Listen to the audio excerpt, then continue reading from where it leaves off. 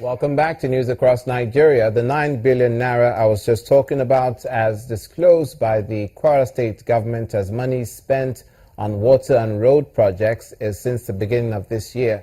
But before we continue with that story, we'd like to remind you that all our top stories can be found on our website, channelstv.com, and on youtube.com/channelsweb. Visit m.channelstv.com to see us live on your mobile device. You can also download the Channels TV app for Android, iOS, and Windows phones from their respective stores. It might also interest you to know that you can use the Eyewitness feature in the Channels TV app. For instance, if you have pictures or videos you'd like to share with us, just tap the application on your device, swipe to reveal the Eyewitness menu, and follow the instructions. Now, nearly 9 billion naira has indeed been spent on water and road projects in Kwara State since the beginning of the year, and that's from the state government. While briefing journalists at the maiden ministerial briefing, the Commissioners of Works and Water Resources explained that although some projects are nearing completion, others are experiencing delays due to vandalism.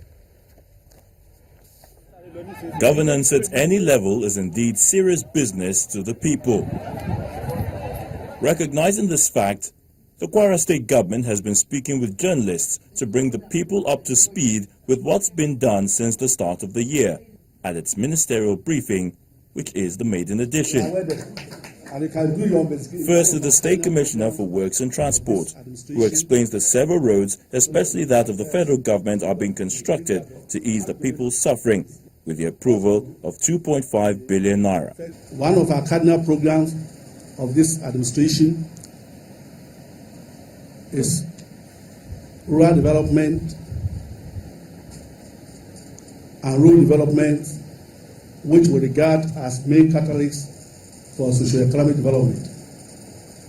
This administration strongly believes that if we provide good and solid infrastructure, it will foster socio-economic development of our people.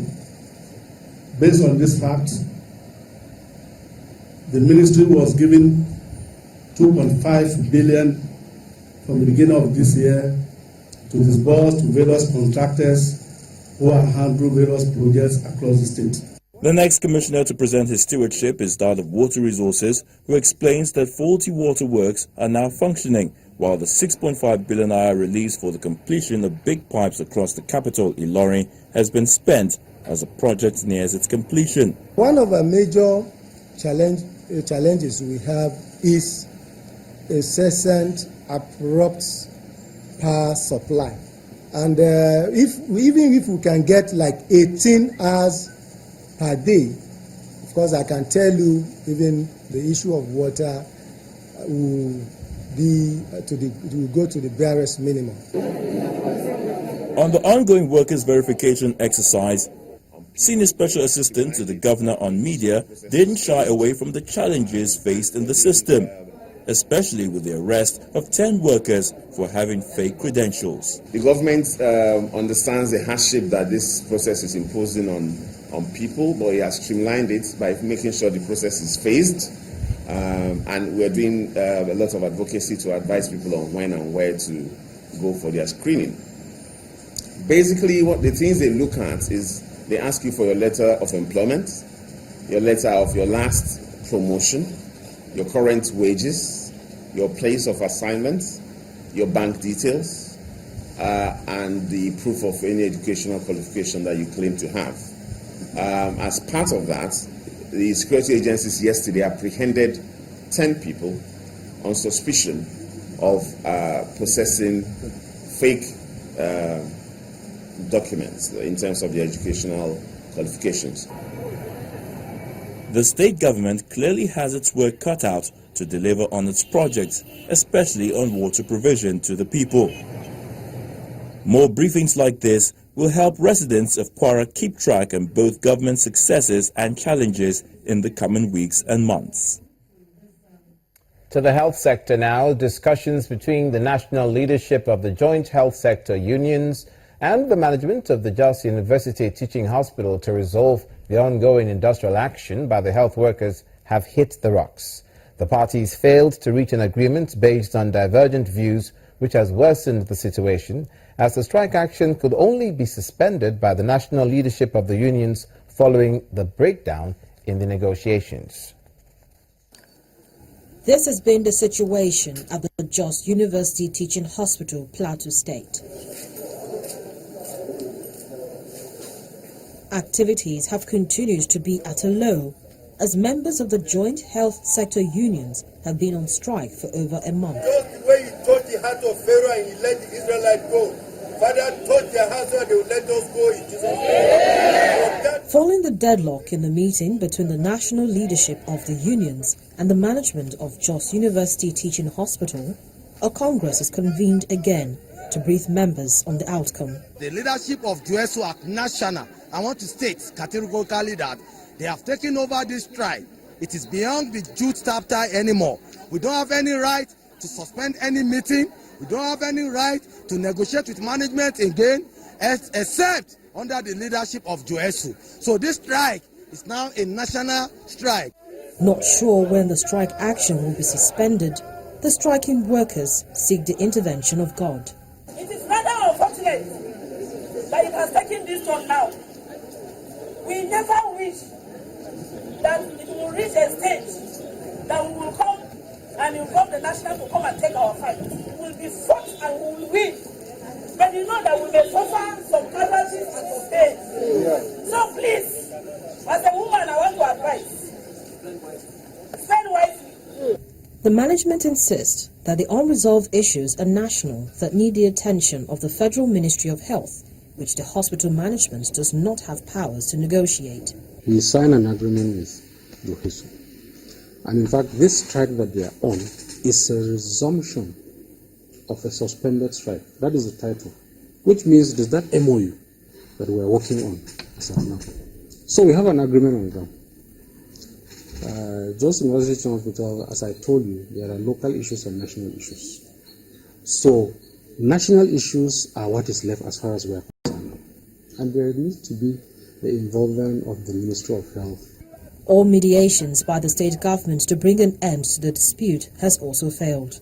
Also gotten in touch with the Chief Medical Director, and he clearly told me that he is under an instruction not to go into signing an agreement on things that are not within the confines of his power to carry out. Hence, he said that, look, he told them that if we're going to sign any agreement, let it be in the Ministry of Health. That's Federal Ministry of Health, where most of the issues that are being raised presently will be trashed there. As the strike enters another month, patients have been the most affected, while revenue generation has also reduced greatly. Until the Federal Ministry of Health and the leadership of the union reach a compromise, the situation will only worsen. The Nasarawa State Police Command has paraded 12 suspects for different offences. The State Police Commissioner, Lawal Shehu, says that every citizen has a stake in combating crime and assured the people of the state of the command's readiness and resolve to bring down the crime rate. Also in Rivers State, the Police Command says over 748 arms with ammunition, 4 improvised explosives devices, and at least 10 vehicles were recovered in the past 2 months. This is the Nasarawa State Police Headquarters in Lafia. Commissioner of Police and some senior officers are gathered here to brief journalists on the achievements of the command in the past weeks. I would like to assure the citizens of Nasarawa State that the police will not relent its effort in fighting crime and criminalities. The police commissioner believes that combating crime is a collective effort. We therefore expect members of the public to give us information at all times, whether day or night, of any happenings that they suspect to be criminal in nature.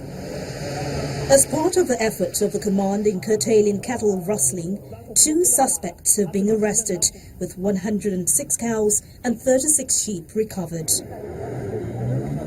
In Port Harcourt, the River State capital, the story is the same. The police command parades over 140 suspected kidnappers, robbers and cultists.